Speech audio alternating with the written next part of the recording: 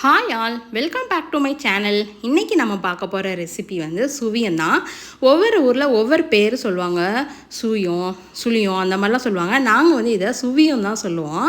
அது ரொம்ப டேஸ்ட்டாக இருக்கும். வாங்க எப்படி செய்யலான்னு பார்க்கலாம். இதுக்கு நான் முதல்ல ஒரு பவுல் பச்சரிசியும் ஒரு பவுல் வந்து புழுங்கல் அரிசி, அரை கப் வந்து உளுந்து எடுத்துட்டேன்.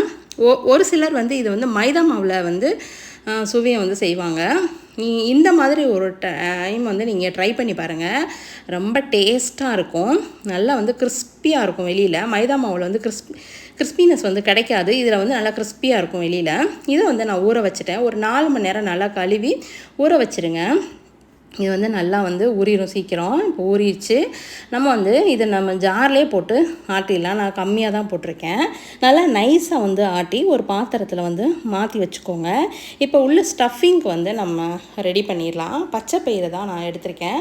நான் முளைக்கட்டி வச்சுருந்தேன். இது முளைக்கட்டாமே நம்ம யூஸ் பண்ணிக்கலாம்.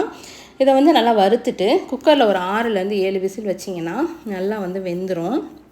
இதை தண்ணி இல்லாமல் வடிகட்டி எடுத்து வச்சுக்கோங்க. இது கூட நம்ம தேங்காய், வெல்லம், ஏலக்காய் சேர்க்க போகிறோம்.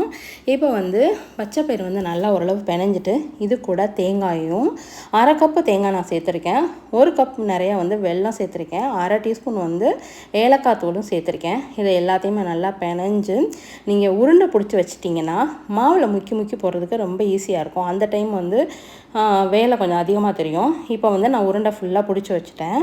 இப்போ வந்து கடாய் வச்சுட்டு எண்ணெய் ஊற்றி எண்ணெயை காய வச்சுருங்க. இப்போ நம்ம ஆட்டி வச்சுருக்க மாவில் நம்ம பிடிச்சி வச்சுருக்கோம் பார்த்தீங்களா உருண்டை, அதை வந்து இந்த மாதிரி வந்து முக்கி நீங்கள் எண்ணெயில் போட்ட வேண்டியதான். இந்த மாதிரி நீங்கள் போடும்போது ஒரு கடாயில் வந்து ஒரு 6-7 வந்து சாதாரணமாக அப்போவே போட்டுடலாம். இது வந்து கொஞ்சம் ஈஸியாகவும் இருக்கும் பார்க்குறதுக்கு. நல்ல டேஸ்ட்டாக இருக்கும். நீங்கள் ஒரு தடவை இந்த வருஷம் தீபாவளியோட நீங்கள் ஸ்வீட்ஸில் இதையும் வந்து சேர்த்துக்கோங்க. இது எப்படி இருக்குன்னு செஞ்சு பார்த்துட்டு வந்து கமெண்டில் சொல்லுங்கள். நல்லா ரெடி ஆயிடுச்சு. இந்த மாதிரி வந்து நல்லா ப்ரௌனிஷாக வந்தோன்னே எடுத்துட வேண்டியதான்.